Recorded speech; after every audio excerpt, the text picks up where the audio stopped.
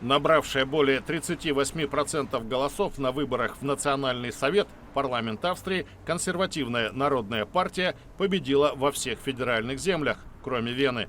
Она улучшила свой результат на 7% по сравнению с предыдущими выборами в октябре 2017-го. Лидер НПА Себастьян Курц поблагодарил избирателей за доверие и пообещал не щадить сил ради служения стране. Невероятный, восхитительный день, а результат исторический для нас. Теперь мы попытаемся провести хорошие переговоры с другими партиями в парламенте, чтобы сформировать правительство, которое будет работать для народа Австрии. Курц имеет наиболее предпочтительные шансы снова стать канцлером. Вероятными партнерами НПА в будущей коалиции наблюдатели называют «зеленых». Экологи с 12% заняли 4-е место, но в относительном выражении набрали больше всех. Аналитики полагают, что им помогла всемирная кампания в защиту климата. Активист партии и чиновник из Верхней Австрии Рудольф Аншобер за участие зеленых в правительстве.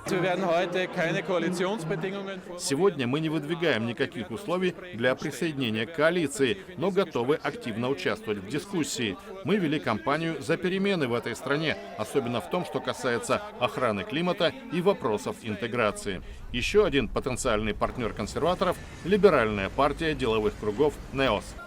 Кого, судя по всему, не будет в коалиции, это Австрийской партии свободы. Она потеряла голоса и мандаты. Скандал с участием вице-канцлера от крайне правых Хайнца Христиана Штрахе стал причиной кризиса в мае, отставки первого кабинета Курца и досрочных выборов.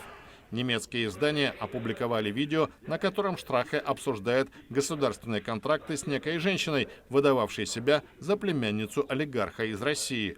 В августе полиция провела обыски в доме Штрахе по делу о коррупции в игорном бизнесе. Его и жену Филиппу также подозревают в нецелевом использовании партийной кассы.